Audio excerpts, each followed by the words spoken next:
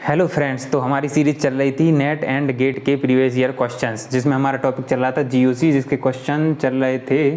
तो हमारा next question है, in the most stable conformation of trans 1 tertiary butyl 3 methyl cyclohexane. जी हमारा कंपाउंड दिया हुआ है, the substituents at C1 and C3 respectively are.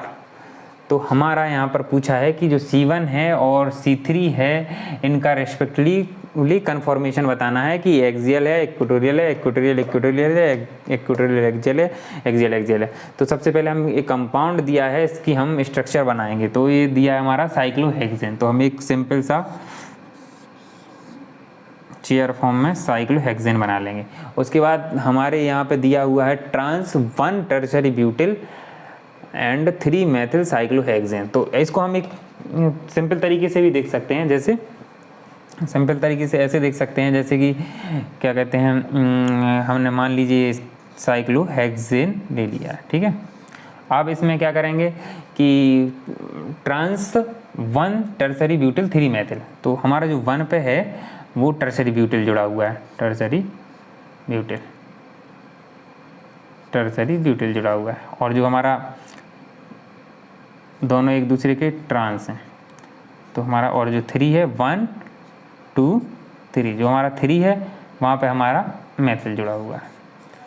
तो हमें इनका कन्फॉर्मेशन बताना है एक्सियल इक्वेटोरियल। अब हमें इनको एक्सियल इक्वेटोरियल में डिटरमाइन करने के लिए हमें इसकी बनानी होगी चेयर फॉर्म, जो कि ये रही।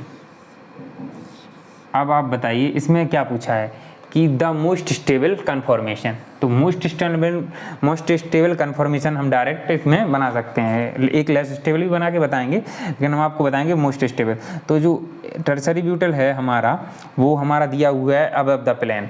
तो हम मान लीजिए कि ये हो गया above the plane tertiary butyl,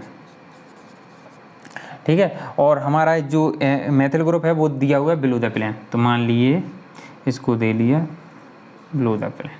अब यहाँ पर हम देखेंगे कि क्या कहते हैं, जो टर्शरी ब्यूटिल है वो इक्वेटोरियल पोजीशन पे क्यों लिया है, इसका मतलब है इसकी स्टेबिलिटी ज़्यादा होती है। और हम दूसरा फॉर्म करेंगे एक और, जो इसमें पॉसिबिलिटी है, वो पॉसिबिलिटी ये रही कि भाई इसको हम इसको एक्सियल पे ले लें, टर्शरी ब्यूटिल को बिलो द प्लेन होगा, और इसको मेथिल को अबव द प्लेन होगा, जो मेथिल होगा वो बिलो द प्लेन होगा। अब हम इन दोनों को देखेंगे कि जो टर्शरी ब्यूटिल है हमारे, इसमें क्या होता है, जो हाइड्रोजन प्रेजेंट होते हैं यहाँ और यहाँ, उनमें इंट्रैक्शन बहुत ज़्यादा होता है, इसलिए इंट्रैक्शन बहुत ज़्यादा होता है, जिससे ये कंपाउंड लेस स्टेबल होता है। जबकि ये कंपाउंड मेथिल ग्रुप है, छोटा ग्रुप है, इसलिए यहाँ पर ये थोड़ा स्टेबलाइज कर जाता है, इसलिए ये मोस्ट स्टेबल कन्फॉर्मेशन है इसका, मोस्ट स्टेबल। अब हम इसका ये मोस्ट स्टेबल है, मान लीजिए आपने देख लिया।